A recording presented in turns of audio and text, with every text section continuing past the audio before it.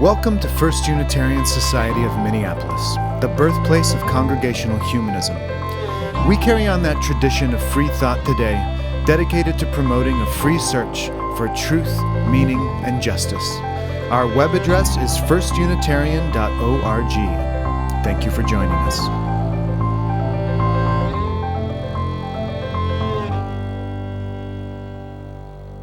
You know, I have a unique topic today. I have to say, I really like to challenge myself every once in a while. When we talk about particularly this topic around when the going gets tough and the tough get going, a call to action, one of the things that I have to consider is the words of Amanda Seal. She is an activist, an actress, poet, media personality. I mean, she's something.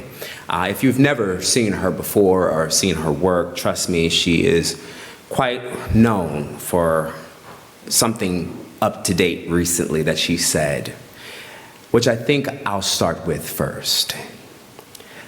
I am who I am. People know who I am.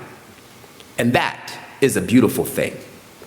The people that I am, the people that know me, know who I am and know that it's beautiful because they don't have to guess. People like me are a blessing, she says. You don't ever have to guess. Yes, you have to do the neck with it because it's all attitude when she's saying it. So much of this life is people not willing to deal with the real and just hiding in the shadows. Instead of regarding, respecting people who are straight ahead, direct, we treat them like they're a nuisance, like they're a disruption, but really they are a gift. It removes the guesswork to be who I am. The subtext, the guesswork of ulterior motives. I am what I am.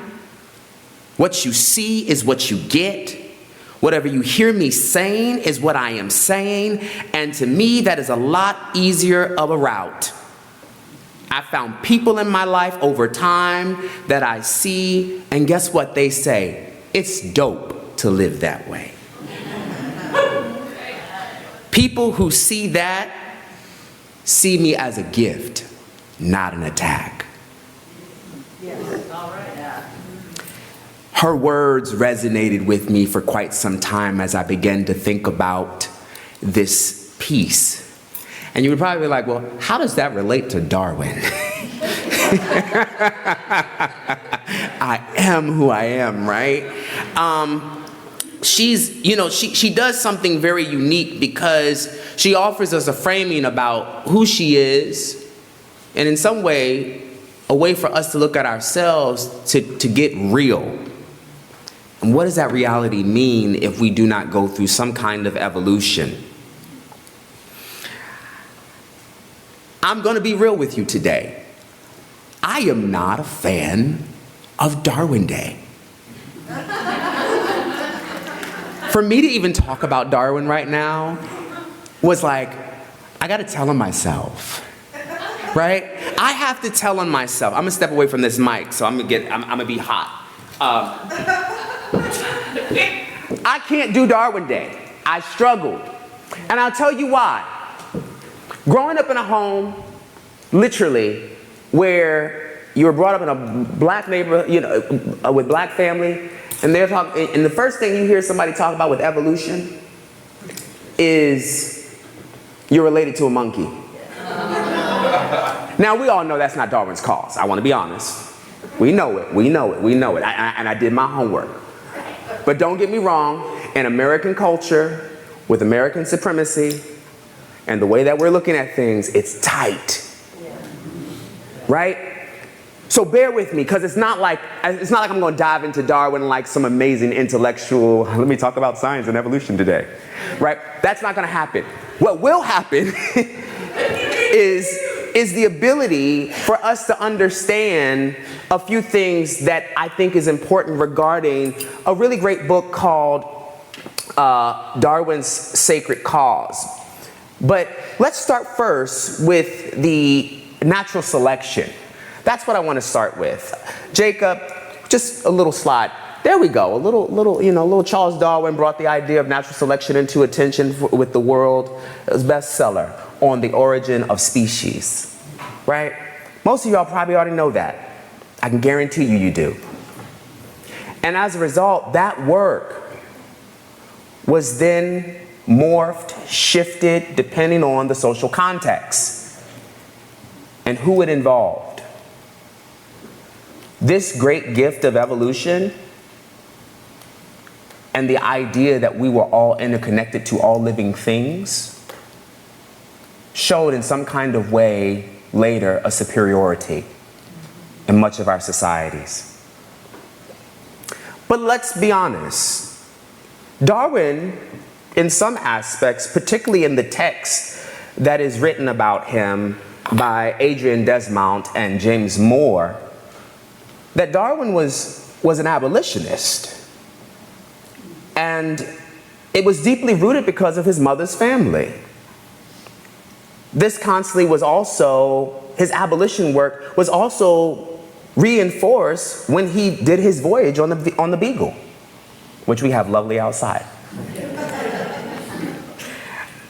And as well as by the events in America, the rise of scientific racism began to take hold, especially in the dark halls of Harvard during the Civil War. It's important for us to note, though, Darwin's time, he argued that blacks and whites had originated as separate species, with whites created a superiority, though. Darwin considered this to be an arrogant position. He believed that far from being separate species, races belonged to the same human family. He pushed even further with this, kind of contradictory for a moment, saying that slavery was therefore a sin, and it also needed to be abolished. He's got to wrestle with his scientific evidence here. His theory of evolution gave all the races of blacks and whites, animals, plant life, on a playing field of evolution. In his case, evolution meant emancipation. If we could all see ourselves interconnected, we could have evolution together. This gets a little challenging when you read this text about a sacred cause. Desmond and Moore go and push on the idea with their own thesis, talking about racial extermination, as they began to examine how Darwin is embracing racism and dealing with it. They write the following: by biologizing colonial eradication, Darwin was making racial extinction an inevitable evolutional consequence. Race and other species perished was a norm of prehistory. The uncivilized races were following suit, except that Darwin's mechanisms were here also created a modern masquerade. Imperialist expansions was becoming the very motor of human progress. I'll read that again. Imperialistic expansions were becoming the very motor of human progress. It is interesting given the family's emotional anti-slavery views, but Darwin's biologizing of genocide should appear to be dispassionate. Natural selection was now something about people who are weak. And people who are weak would eventually be extinguished. Individuals, race, even had to perish according to his research. This is what we have to consider. That as Darwin is doing this work, we cannot dismiss that Europeans were the agents of evolution because of modern progress. So when we look at, if we can go to natural selection, when we look at natural selection here, got this wonderful little graph. It starts with a real primary point, and then it breaks into 3. And this is just a small example, right? I'm quite sure many of you know how this works, but right, it explains how organisms are able to better adapt to their environment, are more likely to survive, reproduce, passing on their genes to the next generation. This process causes species to change and diverge over time. So what does it look like for us to change and adapt over time? What comes up for us? Well, we have to consider how we change. What does change look like? It's 2024. Some of us have been in probably Minnesota all of our lives. Some of us have grown and developed and adapted to shifts in politics, in our family makeups. And after a while, the very probably primary source of our being and existence, we have learned to detach ourselves from and change. We are not, and I can say I am not, like my ancestors. I am my ancestors' wildest dreams, and I can guarantee you I would freak them out if they were here. They'd be like, what you got on? What is the deal, right? That is normal in our evolutionary state, to own who we are and to own how we will become. But I want to make us more conscious of our evolutionary process, because I do believe, if I may shift the dialogue of Darwin, as I said in my briefing, regarding our community, this place we call FUS. Why can't we be the natural selection? What would that mean for us to be the natural selection? The ever-changing, the ever-evolving, the one who can actually do the variation work, the selection work, as well as the adapting and changing. And change not only over time, but in time. In time to meet people where they are. In time for forces regarding how our democracy is being challenged. If we changed in time, we might be able to speak to those things before they even come up, because we have prepared ourselves to be adaptable and flexible regarding change. We, if I may, should be the thermostat regarding how we set the tone in this wonderful area we call Minneapolis. What does that look like? Have we considered that kind of charge? So, I invite you to consider the next thing regarding what we can do. Everybody say Vista. Vista. Vista. Okay, Vista print. Yep, exactly. So, the V is for variation. The I is for inheritance. The S is selection, time, is the next, an adaptation.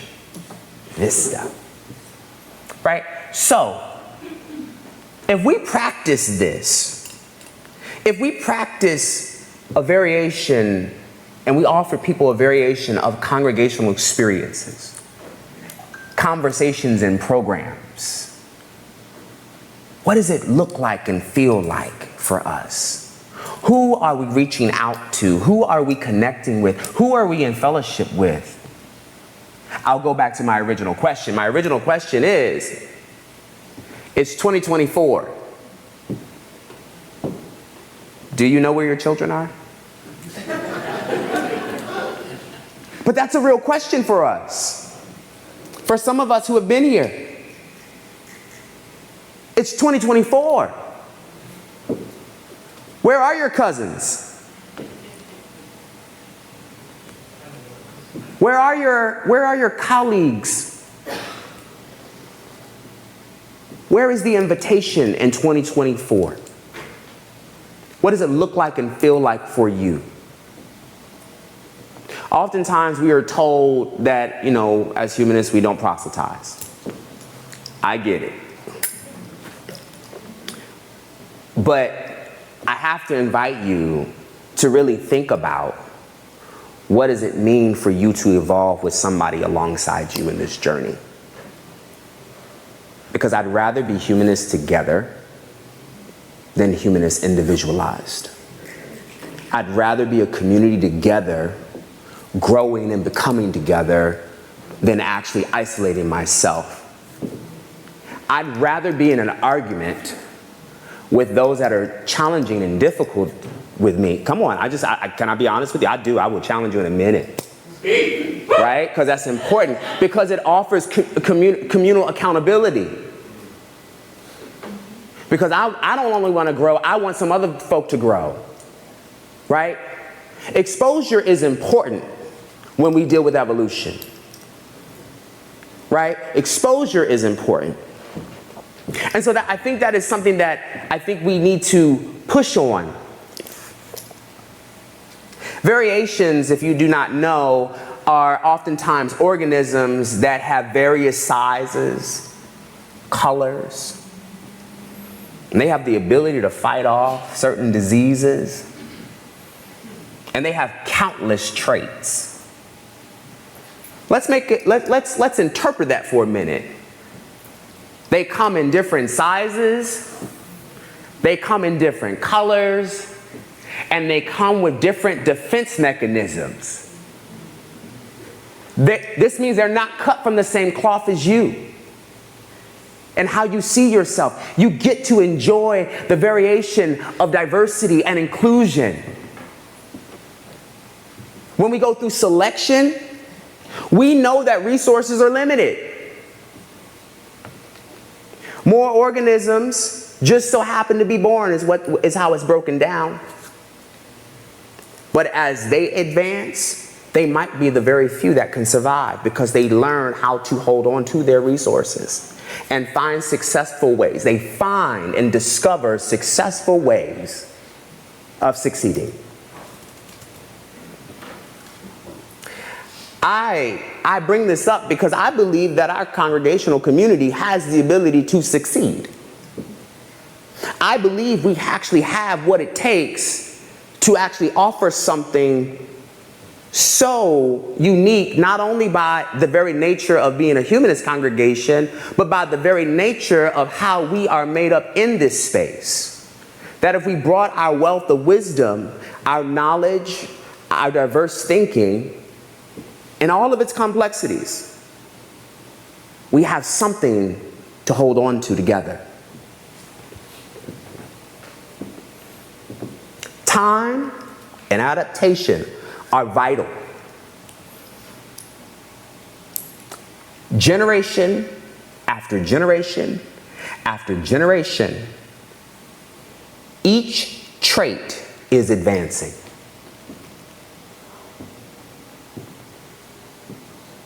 If you have had anyone grow up in this society and community, it's the reason why I can ask the question, It's 2024. Do you know where your children are? If they're not here, don't freak out. They took the humanism that was granted to them and made a variation of it. They decided in some way to make meaning out of the time that they were here and fostered it into something else. They are adapting and changing with the times, and I'm not saying that we're, excuse me, for right now, pew warmers. They'll be changing soon. But that's the part of adaptation. That's the part of change, right? Actively trying to understand the world outside of these walls is where we find some of those who we foster relationships with and they've moved beyond. It's hard to think that way when we have held on to brick and mortar. It is hard to think that way when we are living in a time where honestly we need to figure out how to work together. And it's hard to be that way when working together seems to be still the segregated hour of a Sunday.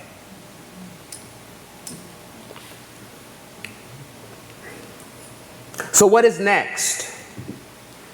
We are getting ready to go through the biggest discernment process regarding what FUS is.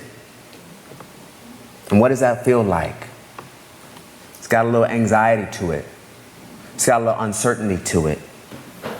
And we hope that someone can lead the charge to hold us together in our belonging, but not only that, in our becoming, as you have heard me say so often. So I'm inviting you, First Unitarian Society, to soften. The best way for things to change, the best thing for us to do is soften. A great text by Sanford Quinter talks about soft systems. Soft systems, one might say it is driven by its softness. When something is soft, Jacob, you can show that slide of the softness, soften.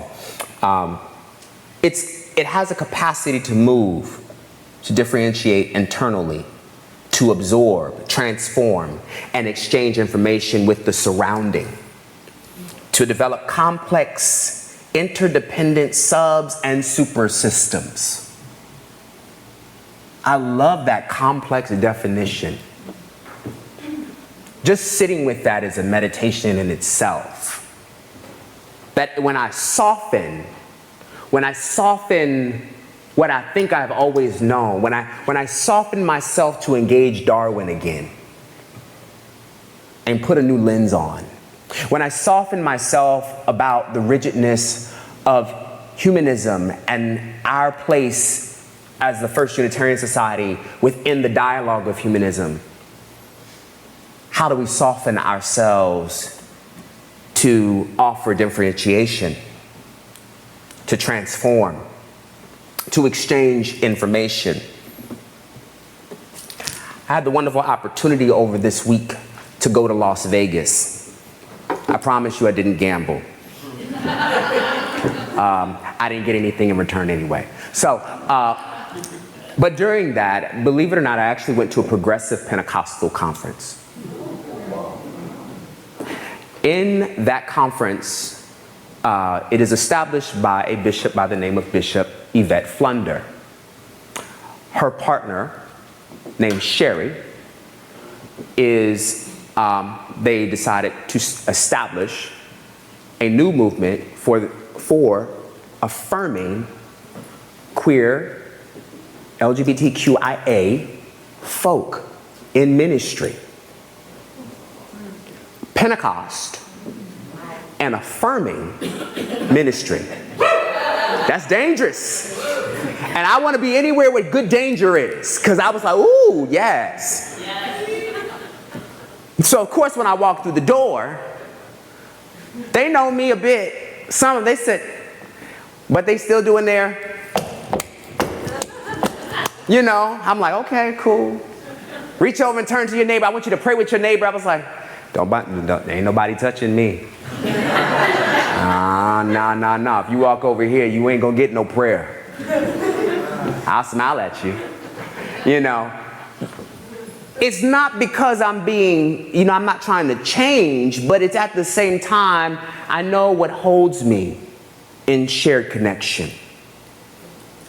But I loved being there, and I enjoyed watching what I saw. And my presence so happened to inspire another conversation about why don't we have more humanists in our space? The Pentecostals want to know why aren't humanists in the space? Well, they asked me, I said, well, you know, I've never really had a problem because culturally I was Pentecost. Y'all know this. And I never really felt any type of way. The two things that people in Pentecost and humanism are interested in is that they look for evidence. Now, Pentecostal folk are looking for the evidence in speaking in tongues. But we love our scientific evidence. And if you understand that, that's like speaking in tongues. Okay? Right? It does something to us to have that, to share in that. But I softened my system. I softened my system so I could engage. I softened my system so I could share in community. I softened my system so I could actually have relationship. I softened my system so I could be in fellowship to also stand for justice. And everything we talked about in that conference had everything to do with reproductive rights. They were so proud in Minnesota. Yeah. I was like, yes. I was like, y'all better talk about us. Right? The other thing is that we were talking about immigration. What they also have called transmigration. This has been a refuge for trans folk. Right? We should be proud of that. But also our community has every right to feel like we're on the front lines of it too. Because that's our dialogue. That's our home. So we have even something to offer in our variation. Even if it is not. That's why I want to encourage folk to constantly keep thinking about their relationship with interreligious dialogue. You deserve to be there. Get like Shirley Chisholm. If you don't see a seat, get a folding chair. Pull it up. Get a folding chair. Because you belong there. Your dialogue is important. And I realized that over the week that my dialogue was important. And the things I had to say.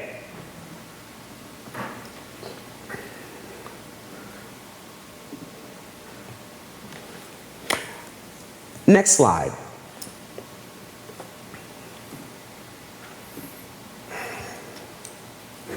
I could spend a lot of time talking about soft systems, and as we think about soft systems, one of the things that y'all know I love looking at organizations, and I love to look at us. And if you've never read this book, Humanocracy is an amazing book. I do recommend it when you are trying to work with people. It doesn't even have to be an organization. It can be just working with people. And I just want to point out the difference between bureaucracy and what is now being seen as humanocracy, right? That bureaucracy engages the institution first, the vision of the institution, then individuals to make the institution flow, and then it has an output.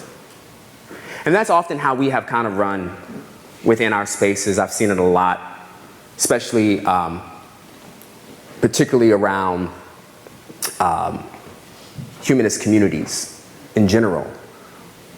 We start off with people. We start off real strong as like community organized. But then we shift and we turn into an organization. And then we start getting into the real politics and the bureaucracy of it all. And it gets a little murky. And then people get hurt because they're in a system. And it's not people driven. Humanocracy puts the people first and offers a deep listening practice. where we don't only hear what people have to say about what they hope and hope to do, or what they're inspired to do. We actually get a chance to hear them talk about the value of why they have stayed.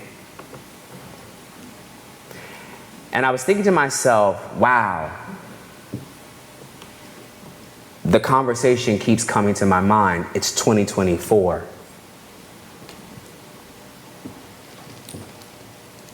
Where are our children? This is not an educational claim, and I get it. But I am offering us this as a way that we interconnect with each other. I use the word children also just as a disclaimer. Someone who comes out of a house and trance ball community, we are all children. We are all children. And so when I'm asking that question, I am asking you to think about your neighbor beside you. Because if you don't see them, I hope that you would be concerned.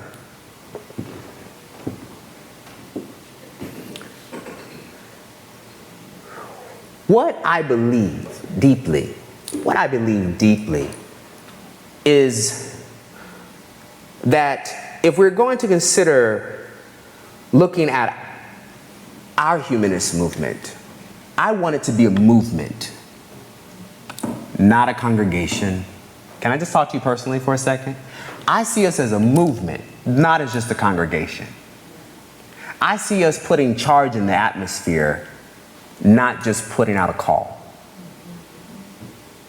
I don't need you to pick up the phone on the other end. I need you to actually do something. I need you to put something at your expense. That's what we charge, right? So when we soften ourselves and begin to engage, we will begin to engage in a process that will sometimes feel mysterious. Sanford Quinter says that it's an epigenetic within an organization, that it comes from a mysterious process and then it gradually forms, and it also has to be right within the environment. That if we need something that's epigenetic, it's going to be mysterious. It's going to be unheard of. It's going to be almost unthought of. But it's going to require for us to push ourselves in conversation to bridge. I'm inviting you to challenge yourself with that. Our culture has to move. We cannot stay with classic systems. Every day, most of the time, I can't say every day, correction. Often, you and I are having conversations about different styles of music.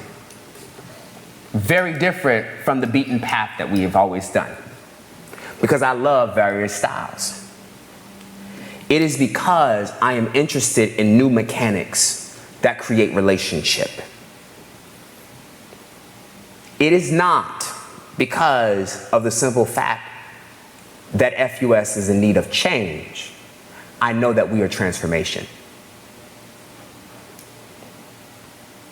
This is when we become more sensible and have more sensitivity around such issues, around social justice, membership growth. If nothing more, even the very dynamics of serving other communities, as we spoke of last time with Dara, going to Plymouth Church and feeding people. We have to soften our systems. We cannot be rigid,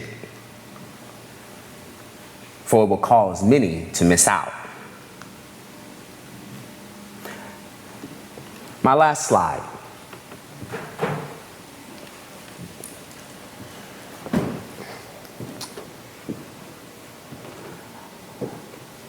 It's 2024. Do you know where your children are? I have to ask this question because when we think about it, David often talked about people before ideas. And one of the things that I was very interested in and just helping us think about is when we decide to set a goal this year, stepping into 2024 fiscal year to 2025, I hope we think about what are our goals and how they are and how much impact they have. Are they gutsy? How gutsy are they? Right? When we are risk-taking, are we shunning the risk? Right? Are we looking really closely at the budget and say, I can't do that? You know? How fast are we willing to go? How creative are we? What is our autonomy? Our autonomy, meaning that it holds our integrity of who we are within the UUA, within the fellowship of who we are as humanists in the UUA. What is our commitment like? And what would inspire you to be more committed? And lastly, nonconformity. What an incredible place to be in, where we do not have to conform. Where we do not have to look like everybody else. We don't have to do it the same way as everybody else either. We have the ability to be our most creative self and engage it all. I want to encourage you to engage it all. I want to encourage you to engage it all because you're worth it. Because it's tough. And when it's tough, you got to get going. So I'm inviting you to get going. I'm inviting you to get going because it will be the very moment that will allow for you to realize how you are flourishing, how you are evolving, how you are adapting, how you are changing with time, creating space for others in time, how you are engaging in selections and providing resources, making sure that we all succeed. Some ways you are offering an inherent worth to others. And so I want to invite you to do that.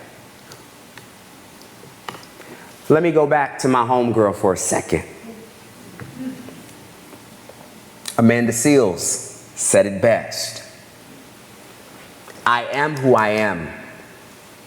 People know that. And that is a beautiful thing. The person that I am is beautiful because you never have to guess. You never have to guess.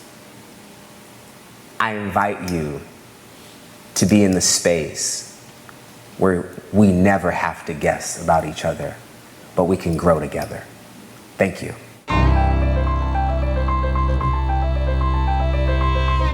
Thanks for listening.